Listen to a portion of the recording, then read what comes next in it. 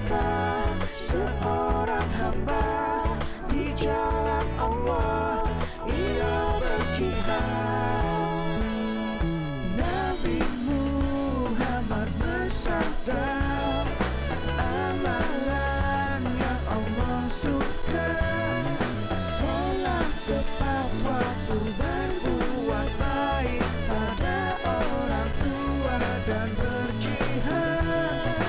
Nabi Muhammad bersabda, amalan yang Allah suka, sholat tepat waktu, berbuat baik pada orang tua dan berjihad. Allah mencintai seorang hamba yang sholat pada tepat waktunya, berbuat baik pada orang tua dan berjihad.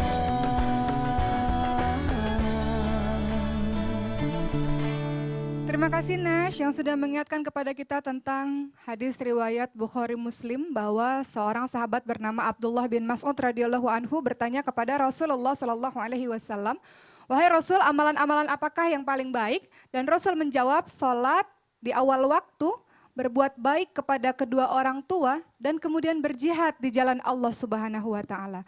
Ternyata berbuat baik kepada kedua orang tua termasuk dari amalan-amalan yang utama. Kita lihat satu persatu.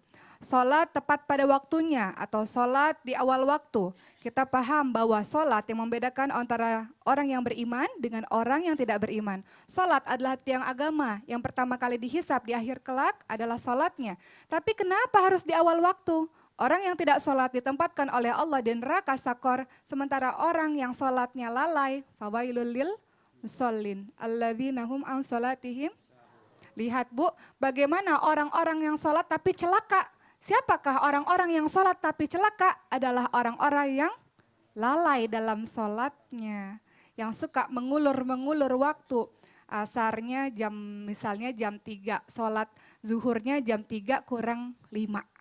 Sekalian aja dirapel, biar nggak capek gitu. Sholat di akhir waktu, ini yang sangat membahayakan. Sehingga dikatakan sholat di awal waktu termasuk dari amalan baik atau amalan-amalan yang utama. Kemudian yang kedua, berbuat baik kepada kedua orang tua. Masya Allah, tadi Ustadz Syam telah menjelaskan di surah Al-Isra. Wahfid lahuma janahadzulli minar rahmah. Wa qur rabbirhamhuma kama rabbayani shaghira. Bagaimana kita disuruh, diperintahkan oleh Allah untuk merendahkan diri kita dengan penuh kasih sayang kepada kedua orang tua kita. Menarik di dalam Al-Quran karena begitu banyak ayat yang membahas mengenai jangan la ta'budun ilallah wa bil walidaini ihsana. Jangan menyekutukan Allah. Yang nomor 2-nya selalu berbuat baik kepada kedua orang tua. Dan yang ketiga, berjihad di jalan Allah atau menegakkan agama Allah. Tapi menarik karena pernah pada suatu ketika seorang pemuda berdatangan ke rumahnya Rasul dan ingin jihad di jalannya Allah, ingin ikut berperang. Rasul katakan, kamu punya orang tua? Kalau punya pulang dan berbaktilah kepada kedua orang tua. Betul, karena kebetulan orang tuanya sudah tua juga, kalau nggak ada yang ngurus itu juga repot gitu ya. Betul. Nah ini Masya Allah ini pelajaran banget buat kita semuanya dari Al-Quran dan hadis juga mengajarkan bahwa kita itu benar-benar harus memperhatikan orang tua kita. Ini Masya Allah. Jadi bukan orang tua yang mengurus anak, Betul. tapi anaklah yang mengurus orang tua. Masya Allah ini mudah-mudahan jelas buat semuanya. Buat jamaah yang di rumah, ayo boleh nih yang mau bertanya, yang mau curhat, kita kasih kesempatan langsung aja telepon ke sini ke 791-87700 untuk Jabodetabek. Untuk di luar Jabodetabek di 021-791-87711. Mungkin ada yang sesuatu yang mengganjal, yang ingin diselesaikan masalahnya, silakan. Ada Ustadz Maulana, Ustadz Zauki dan juga Ustadz Syam. Langsung kita angkat teleponnya ya. Assalamualaikum, selamat pagi.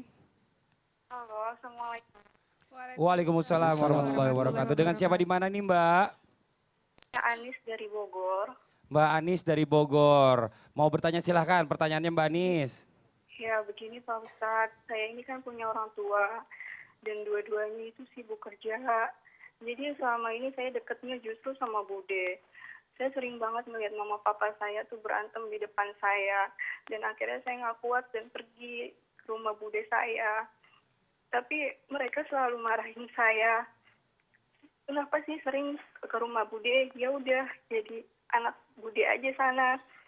Dan akhirnya saya udah seminggu ini nginep di rumah teman saya. Saya juga kebutuhan saya cuma dari uang tabungan jajan saya. Jadi gimana ya Pak Ustadz? Saya harus gimana? Mbak Anis, mohon maaf sebentar. Saya tanya lagi sekarang, Mbak Anis lagi posisinya lagi di rumah teman, belum pulang nih udah 1 minggu. Iya, Ya, jadi sekarang cuma memakai uang tabungan aja untuk bertahan di sana. Nah, apa yang harus Iya. dilakukan oleh Mbak Anis sekarang? Oke, Mbak Anis jadi Iya, tutup Pak. teleponnya ya, sebentar ya. Kalau saya diminta saran, balik ke orang tua. Kenapa? Sejahat-jahatnya orang tua, seburuk-buruk orang tua, dia adalah orang tua kita. Tidak ada binatang buas yang memakan anaknya. Ingat, orang tua kadang hilaf karena dia bukan malaikat, bukan Tuhan yang sempurna. Tapi ingat, anak kadangkala harus paham dan mengerti keadaan orang tua. Dan mohon maaf, sekalipun anak beda agama dengan orang tuanya, tetap dia taat sepanjang bukan dalam mendurhakai Allah. Jadi pada hal ini sebaiknya kembali ke orang tua. Ustaz Syam atau Ustaz Zoki mau ditambahkan silakan. Ini dilema yang pasti sering terjadi dengan orang tua yang sibuk sehingga anaknya lebih dekat kepada Iya, neneknya, betul. lebih dekat kepada Tantenya, budenya tantenya, tadi ya. bahkan lebih dekat kepada mbaknya misalnya Bisa, seperti itu. betul. Bisa jadi seperti itu. Maka kalau kita nih sebagai ayah ibu misalnya yang harus dilakukan adalah nggak apa-apa kuantitasnya berkurang tapi quality time itu satu. Quality time jadi ada waktu-waktu khusus yang memang dalam satu hari ada untuk dekat sama anak. Tapi dalam posisi yang anak sama seperti yang Ustadz Maulana katakan kita sediakan waktu untuk bicara dari hati ke hati. Mungkin sebenarnya ibu juga pengen curhat kepada anaknya, mbak juga pengen curhat kepada ibunya. Bicara dari hati ke hati berdua saja di kamar, nanti biasanya akan nangis-nangisan di Ya, situ. dikomunikasikan intinya ya. Komunikasikan, betul. Apa yang diinginkan ibu, apa yang kita inginkan dikomunikasikan. Ustaz Syam ada yang mau insya ditambahkan Allah. silakan. Lebih baik pulang. Kenapa Pulang. pulang? Karena orang tua bukan tanggungan kita. Terserah mereka mau mereka durhaka sama Allah, mau tidak sholat, mau tidak puasa, tidak ada hubungannya sama anak. Anak urus diri sendiri, kewajiban anak berbakti kepada kedua orang tua. Orang tua mau durhaka sama Allah, terserah mereka.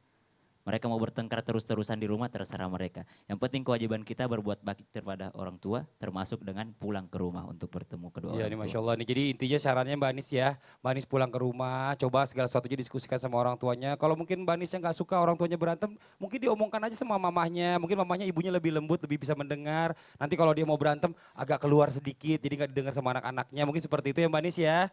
Jelas Mbak Anis? Mungkin Iya, sudah. Pak Ustadz. Ya terima kasih banyak Mbak Anis ya. Terima kasih banyak, mudah-mudahan permasalahan cepat selesai ya Bu ya. Kita doain sama-sama ya Bu ya. Amin amin ya robbal alamin. Ayo nih langsung aja nih, mungkin ada hubungannya juga nih Pak Ustadz nih. Kalau kita berbicara tentang anak tadi kan Pak Ustadz mengatakan bahwa ya kadang kalau misalnya kita berbicara orang tua yang beda agama juga, kalau misalnya kita harus, kita sebagai anak itu memang tetap harus patuh kepada orang tua. Tetap. Asal jangan kita melanggar ketentuan-ketentuan Allah. Nah sekarang begini Pak Ustadz nih, bagaimana caranya membuat anak ini lebih menyayangi orang tuanya Pak Ustadz dibandingkan oleh teman-temannya atau tetangganya atau budenya atau mbaknya nih Pak Ustadz. Mohon izin silakan Pak Ustadz waktunya. Sebenarnya mudah sekali kita lakukan sebagai orang tua buat anak. Mohon maaf, untuk menghasilkan buah yang bagus, siapkan lahan yang bagus dan bibit yang bagus. Jadi sebaiknya jikalau mau dapat anak soleh, carilah mama soleh. Soleha kan? Kalau mau dapat anak soleh, cari bapak soleh. Bapak Soleh udah habis Pak Ustadz, rata-rata Bapak Soleh udah pada kawin semua kemarin. kawin semua. Iya. Orang saleh sehingga melahirkan yang baik, bibit dan tempatnya. Itu seharusnya langkah yang pertama. Untuk mencari anak yang menyayangi, maka orang tua harus lebih sayang kepada anaknya. Ingat, orang tua yang tidak menyayangi anak, jangan harap anakmu akan menyayangimu. Selain ada doa-doa ya ayyuhallazina amanu sabiru wasabiru warabitu wattaqullaha la'allakum tuflihun dibacakan setiap melihat anak, surah Ali Imran ayat 200. Setiap melihat anak, tundukkan hati anak dengan membacakan surah Ali Imran ayat 200. Setiap melihat anak. Dan ada baiknya ditiupkan di telinga kanannya anak setiap subuh sebelum anak itu bangun, adalah surah Al-Qadar. Anzalnahu fi lailatul qadar. Dibacakan, ditiupkan di telinga kanannya 3 kali. Dan setiap mau dibangunkan, ucapkan Assalamualaikum ketika dibangunkan itu anak. Dan mohon maaf, memegang anak, memegang pundak anak itu luar biasa. Disentuh anak itu luar biasa. Makanya anak itu lebih dekat dengan ibu karena lebih lama dekapannya ke orang tuanya, ke ibunya. Iya, tapi ingat, jangan salah. Anak kadang-kala dekat dengan ayah karena bau badannya ayah itu sangat disenangi anak. Iya. Nempel itu anak kepada orang tuanya. Itu secara fisiologi luar biasa. Jangan pernah jijik sama anak. Untuk mendapat sayang anak, jangan pernah jijik. Memakan sisa anak, jangan pernah jijik. Kan banyak orang tua, jangan. Jadi kalau perlu piring anak, kita pakai. Piringnya anak kita pakai. Ini bentuk praktek yang luar biasa. Jangan jadikan anak sebagai musuhmu, sebagai sainganmu. Semenjak ada anakku, saya tidak disayang lagi sama suamiku. Kadang-kadang begitu itu bubu. Datang lagi. Tidak boleh begitu. Tidak boleh. Jadi jangan jadikan anak sebagai saingan. Ibu gitu kan Bu? Iya lagi. Ya dia lagi. Apalagi kalau suaminya nelpon. Anakku gimana? Kok anaknya dicari? Ngapain aku tidak dicari? Ngapain ibu dicari? Kan ibu yang angkat telepon. Ini kesalahpahaman dari orang tua. Ini jangan menjadikan anak musuh, jangan menjadikan anak saingan. Jadi ada ungkapan Rasulullah, jangan menyebabkan anakmu durhaka, disebabkan kamu sendiri yang membuat anakmu durhaka. Menyuruh anak di saat anak tidak bisa melakukannya. Di saat anak sedang asik, sudah tahu jam itu jam nontonnya anak. Jam asiknya. Bentar mak. Taulah perasaan anak. Apalagi memarahi anak di depan teman-temannya. Itu sakit hati anak itu. Bu, sadar nggak Bu? Sadar nggak Bu? Saya katakan sadar maksudnya nggak tidur kan?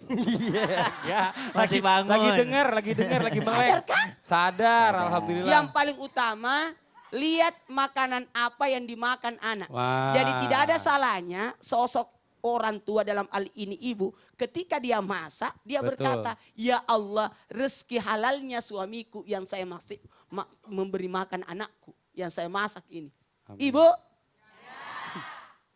anak yang masuk makanan haram atau subah yang tidak ngerti dari mana asalnya, itu menyebabkan anak durhaka. Nauzubillah, subhanallah. Jadi benar-benar dijaga banget makanan anak juga Dijaga. dijaga Bu ya. Bukan cuma jagainnya anaknya itu cuma Iya. jangan berlaku nakal. Tapi Jangan masuk. sering-sering bawa anak ke pasar. Kenapa begitu Pak Ustadz? Bau? Jangan. Kenapa? Khawatir anak itu akan mengambil jualan orang. Oh. Dimasukkan, kalau perlu boleh ke pasar tapi tangan masukkan di kantong. Oh gitu Saya ya. juga pernah begini, ini kecil-kecil ini. Iya. Ini peristiwa yang kecil. Ketika kebakaran, biasa kalau ada kebakaran kan, biasa anak-anak, ayo pergi lihat korban kebakaran. Iya. Biasa kan ada besi-besi diambil, Betul. ada mainan yang sudah habis kebakar diambil. Itu tidak boleh. Nauzubillah. Jadi kata abah saya kalau mau pergi lihat kebakaran, tangan harus di belakang.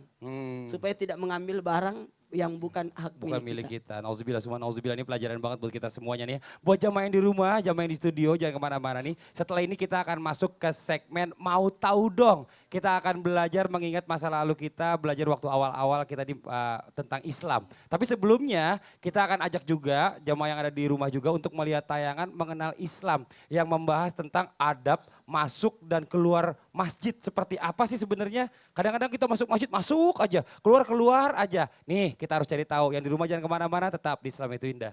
Jamaah. Oh jamaah. Alhamdulillah.